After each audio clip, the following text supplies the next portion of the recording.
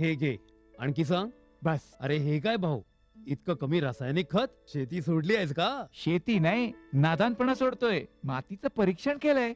आता तर भाऊ जितकं आवश्यक आहे तितकंच खत शेतात टाकू. हा, शेतकऱ्यांनो, आजच आपल्या जिल्ह्याजवळच्या भूमी परीक्षण प्रयोगशाळेत मातीचं परीक्षण अवश्य करवा आणि मातीची पोषक तत्व, आर्द्रता व रोपांचा विकास बघता केवळ आवश्यकतेनुसारच पोषक तत्व घाला. आणि हो, मातीतलं गंधक, जस्त, बोरॉन सारख्या पोषक तत्वांविषयीही जाणून घ्या. खत आणि जैविक खताच्या योग्य उपयोगानं भूमीचा सकसपणा टिकवून ठेवा, उत्पादकता वाढवा, खर्च कमी करा आणि बहुमोल परकी चलन वाचवण्यातही सहकार्य करा. आणि हो, मंद गतीनं नायट्रोजन उपलब्ध करून देणारी खतं जसं कडुलिंबयुक्त युरियाला प्राधान्य द्या आणि युरियाचा पानांवर शिडकाव करा. अरे वा, तू तर खरोखरी समजूतदार झालास रे. आणखी माहितीसाठी संपर्क करा जिल्हा कृषी अधिकारी किंवा शेतकरी कॉल सेंटर. आई, मला खायला दे ना. धीर धर बाळू, अजून डाळ शिजली नाही. चिंता करू नको बाळूची आई, यंदाच्या बारीला डाळ चांगली शिजल. म्हणजे व NFSM द्वारे डाळीचं उत्पादन वाढवण्याची पद्धत करण्यासाठी 1000 भागांची निवड करण्यात आली आहे आणि त्यामध्ये आपल्या भागाचा बी समावेश आहे. त्यांना आमचा काय फायदा हो? आपल्या 5 एकर शेतासाठी लागणारं खत आणि कीटनाशक याशिवाय मिनी किट बी भेटल.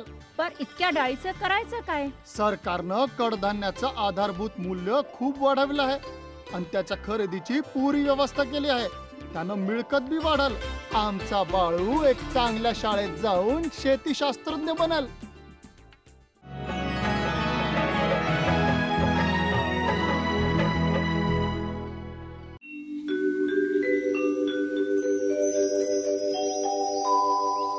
सध्याच्या धावपळीच्या युगात कमी क्षेत्रामध्ये पिकांचे जास्त उत्पन्न घेण्याच्या लालसेने खतांचा आणि पाण्याचा अनियंत्रित वापर वाढला आहे.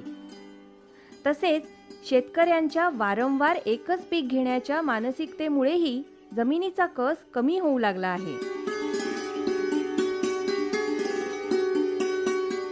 जमिनी पाणथळ आणि खारवट होण्याचे प्रमाण सुद्धा वाढले आहे. म्हणूनच जमिनीमधील पाण्याचा आणि क्षारांचा निचरा होणे अत्यंत गरजेचे बनले आहे.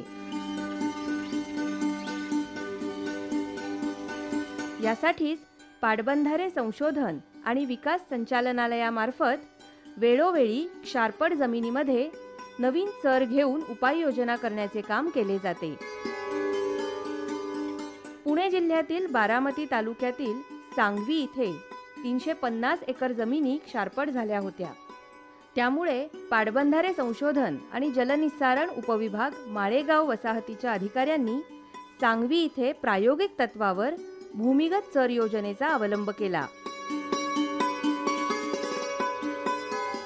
पाटबंधारे संशोधन विभाग पुणे यांच्या माध्यमातून सांगवी भूमिगत चर योजना 2011-12 मध्ये मंजूर करण्यात आली. जैन इरिगेशनच्या परफोरेटेड पाईप वापरून ही योजना भूमिगत करण्यात आली.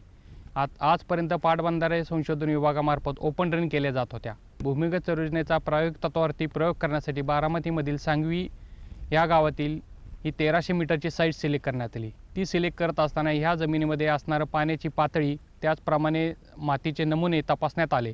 मागच्या 3 वर्षाचे रिपोर्ट पाहता या जमिनीमध्ये खूप खराब क्षेत्र आहे असे दिसून आले. त्या कारणाने भूमिगत चर योजना करण्यासाठी ही साईट सिलेक्ट करण्यात आली. आजपर्यंत पाटबंधारे संशोधन विभागामार्फत ओपन ड्रेन केल्या जात होत्या, परंतु आजकाल जमिनीचे रेट खूप वाढल्यामुळे जवळपास ह्या एरियामध्ये 6 ते 7 लाख रुपये एकरी असा जमिनीचा रेट आहे. भूसंपादनाचा विषय खूप महत्त्वाचा असल्यामुळे ही योजना भूमिगत करण्यात आली. हीच योजना जर आपण ओपन ड्रेन म्हणून केली असती तर कमीत कमी 35 ते 40 लाख रुपये म्हणजे जवळपास 6 एकर जमीन आपल्याला भूसंपादन करावं लागली असती. परंतु भूसंपादनाचा विषय भूमिगत चर योजनेमुळे अजिबात आलेला नाही आहे. त्याचप्रमाणे शेतकऱ्यांची जमीन तेवढी वाचलेली आहे आणि ती जमीनसुद्धा आजकाल पिकाखाली आलेली आहे. प्रथमतः या जमिनीमध्ये क्षाराचं पाणी जे आहे त्याची लेवल खूप वर होती. साधारणतः मे महिन्यामध्ये मागच्या वर्षीच्या ही योजनाचं काम आम्ही करत असताना पाहिलं तर जमिनीमध्ये पाण्याची पातळी जवळपास 1 ते 1.5 मीटरपर्यंत आलेली होती. उन्हाळ्याची एवढी बिकट परिस्थिती असतानासुद्धा येथील खराब पाण्याचा निचरा होऊ शकत नव्हता, परंतु त्या विहिरीमधले पाणीसुद्धा शेतकरी वापरू शकत नव्हते. पूर्ण ते क्षारयुक्त पाणी होते. ज्या वेळेला आम्ही ह्या ड्रेन टाकत चाललो त्यावेळेला दलदलयुक्त असणाऱ्या जमिनीमधून ताबडतोब पाणी निघून चाललं व त्या जमीन ड्राय होऊ लागल्या. साधारणतः 1.5 मीटर डेप्थपर्यंत आम्ही एक्सकॅव्हेशन करून त्यामध्ये वाळूचे थर, जिओ टेक्स्टाईल मटेरियल, जैन इरिगेशनचे पाईप्स अशा पद्धतीने सिक्वेन्शियली काम करून लेवल्स घेऊन हे सगळं काम पूर्णत्वास नेलं. अशा पद्धतीने शेतकऱ्यांचे उत्पादन जरी कमीत कमी एकरी 10 टन जरी वाढलं तरी ह्या 350 एकरवरती 10 टनांनी जवळपास 3,500 टनेज उत्पन्न दरवर्षी वाढेल.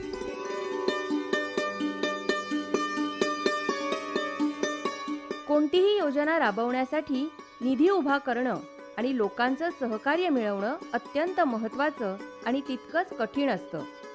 मात्र या विभागातील अधिकाऱ्यांनी लोकांचं सहकार्य तर मिळवलंच, पण त्यातूनच योजनेवर होणारा शासनाचा खर्चही बऱ्याच प्रमाणात वाचवला.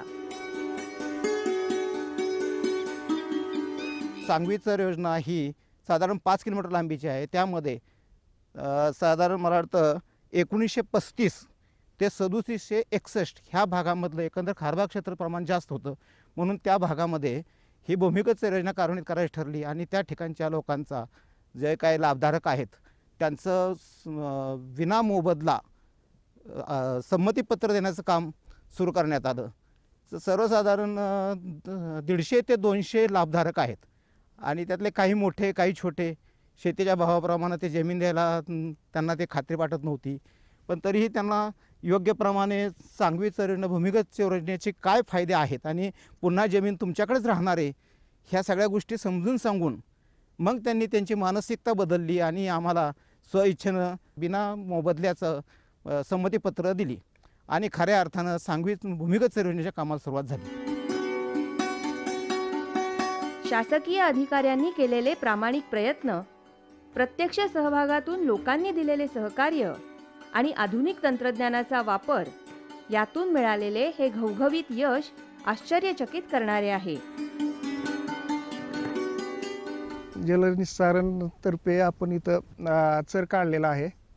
तर हे काढतेवेळी आपल्याला शेतकऱ्यांचा विरोध होता, कारण उभे पीक काढणं म्हणजे त्यांना फार नुकसान होतं असं वाटत होतं.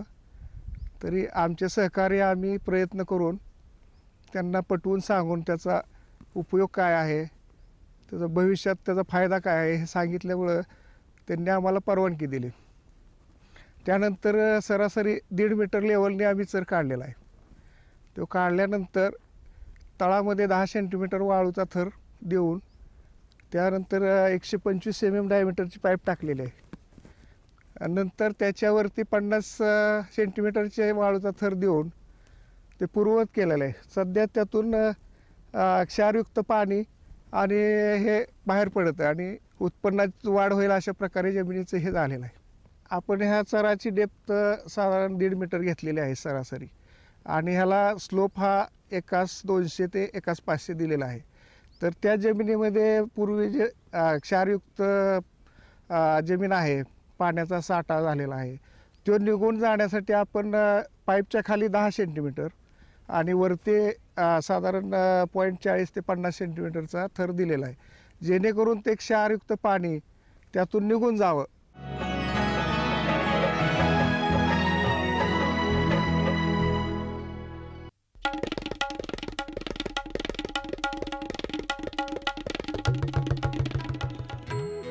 मामी, मी शाळेला जाते बरं. शाळेला?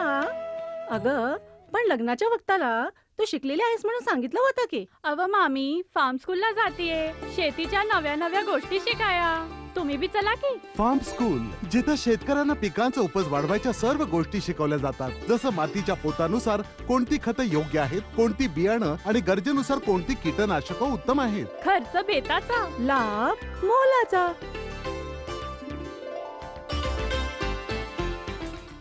सुगंधाच्या दरवळीमध्ये, स्वादाच्या बहारीमध्ये, प्रगतीच्या डहाळ्यांमध्ये, पसरणाऱ्या हास्यांमध्ये, हिरव्यागार झाडांमध्ये, मोठ्या मोठ्या सौद्यांमध्ये, गोड मधुर गुंजनामध्ये, आनंदाच्या चाहुलीमध्ये.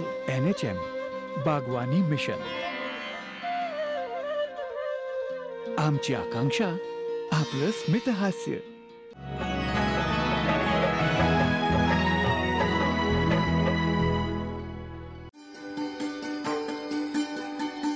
कोणतीही योजना पूर्ण झाल्यानंतर त्याची देखभाल दुरुस्तीची जबाबदारी गावातील पाणी वापर संस्थांकडे हस्तांतरित केली जाते. सांगवी गावातील भूमिगत चर योजनेच्या देखभाल दुरुस्तीची जबाबदारी जानूबाई आणि साईनाथ पाणी वापर संस्थांकडे देण्यात आली. सांगवी गावातून येणारी चारे शिरवली हद्दीत आहे. त्याचे काम इरिगेशननी केलेलं आहे. तर सर्व शेतकऱ्यांनी मिळून आम्हाला सहकार्य केल्यामुळं आमची जानूबाई पाणी वापर संस्था ही सांगवी गावातून येत असताना व्यवस्थित इरिगेशनने तयार करून दिलेली आहे. तर ते आमच्याकडे आता ताब्यात देणार आहेत. त्याच्या आधी जमिनी पिकतच नव्हत्याच. मीठ येत होतं जमिनीला, येडी बाबळी उगत होत्या. आता चांगल्याच पिकायला लागले, त्या उत्पन्न वाढायला लागले, पाण्याचा निचरा व्हायला लागलाय. सांगवी गावाच्या जवळच साखर कारखाना असल्यामुळे बरेचसे शेतकरी आपल्या जमिनीत ऊसाची लागवड करत होते. पण ऊसाला आवश्यकतेपेक्षा जास्त पाणी दिल्याने जमीन क्षारपड झाली होती. या चर योजनेमुळे जमिनीतील पाण्याचा आणि पर्यायानं क्षारांचा निचरा झाल्यानं जमिनीचा पोत सुधारला आणि उत्पादनात वाढ झाली. आमचा भाग नीरा नदीच्या काठी असल्यामुळे आणि गेली 70-80 वर्ष कॅनल बागायत असल्यामुळे या भागातील जमिनी क्षारपड व चोपण झालेल्या आहेत. त्यामुळं या जमिनीमध्ये पाण्याची धरून ठेवण्याची क्षमता फार वाढलेली होती. त्यामुळं जमिनीचा पोत खराब झालेला होता. जमिनी नापीक होत चाललेल्या होत्या. क्षाराचं प्रमाण वाढलेलं होतं. त्यामुळे जमिनीत जे उत्पादन निघत होतं, आमच्याकडे जनरली ऊस बागायत शेती कारखाना असल्यामुळं ऊसाचं जादा प्रमाण घेण्याची पद्धत होती. तेच पीक जादा घेण्यामुळं या भागातील जमिनी खराब झालेल्या, क्षारपड झालेल्या आहेत, चोपण झालेल्या आहेत. ही स्कीम ही अद्ययावत आहे. नवीन तंत्रज्ञान आलेलं आहे. केंद्र सरकार व राज्य शासनाच्या जलसंपदा विभागाने या भागामध्ये भूमिगत चर योजना केल्यामुळं या भागातील जमिनीमध्ये जे पाणी जास्त झालेलं आहे त्याचा निचराव होणार आहे. त्याचबरोबर ज्या जमिनीमध्ये जे क्षार वाढलेले आहेत, डिझॉल्व सॉल्ट वाढलेले आहेत, ते कमी होण्याचं खूप अत्यंत मौलिक मदत या स्कीममुळं होणार आहे. सरकारनं यापूर्वी चर योजना केल्या, परंतु त्याचा तितकासा काय उपयोग झालेला नाही. म्हणून केंद्र सरकारनं नवीन भूमिगत गटाचा चर योजना सुरू केलेल्या आहेत आणि ती आमच्या सांगवी येथे सुरू झालेली आहे. जवळजवळ 56 लाख रुपयाची ही योजना आहे आणि आमच्या भागातील ही जी क्षारपड जमीन आहे ही सुधारावी, त्याचं उत्पन्न चांगलं यावं आणि शेतकऱ्याला त्याचा फायदा व्हावा, देशाला फायदा व्हावा, जनतेला फायदा व्हावा म्हणून सरकारने हे प्रयत्न सुरू केलेले आहेत. आमचा जो माळेगाव सहकारी साखर कारखाना आहे त्याच्या जर ह्या योजना कारखान्याच्या कार्यक्षेत्रात झाल्या तर शेकडो एकर जमिनी पिकाखाली येतील आणि जास्तीत जास्त उत्पन्न निघेल आणि त्याचा शेतकऱ्यांना फायदा होईल. महाराष्ट्र शासनाला कराच्या रूपानं उत्पन्न मिळेल, केंद्र सरकारला एक्साईज ड्युटीच्या रूपानं उत्पन्न मिळेल. अल्कोहोल जे होईल त्या अल्कोहोलपासून अनेक उपपदार्थ तयार होतील.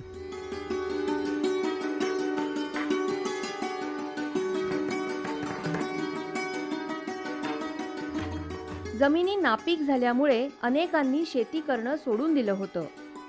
पण या चर योजनेचा लाभ घेऊन सांगवी गावातील अनेक शेतकरी जागृत झाले आहेत.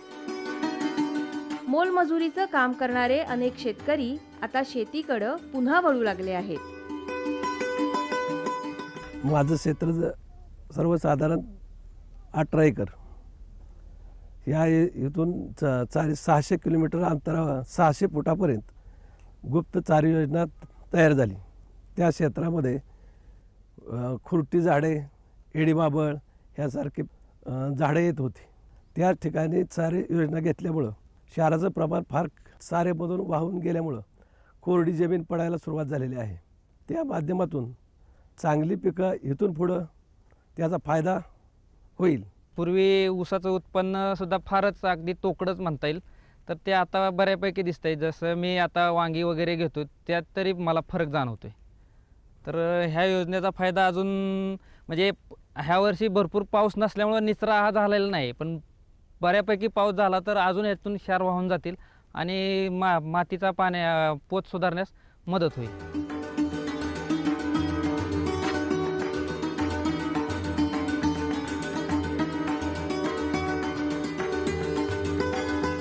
पाण्याचा सुयोग्यपणे निचरा होण्यासाठी भूमिगत चर योजना महत्त्वाची भूमिका पार पाडत आहेत. या योजनेमुळे शेतकऱ्यांना आपल्या शेतीत विविध प्रयोग करता येतात. शिवाय त्यांना विविध पिके घेता येतात. याचाच परिणाम म्हणून उत्पादनात वाढ होऊन शेतकऱ्यांचं राहणीमान उंचावण्यासाठी मदत होत आहे. ज्या ठिकाणी क्षारपड जमीन आहे त्या ठिकाणी प्रत्येकाने आपल्या गावात ही चर योजना राबवली तर स्वतःचा, गावाचा आणि पर्यायानं देशाचा विकास होण्यास निश्चितच मदत होईल.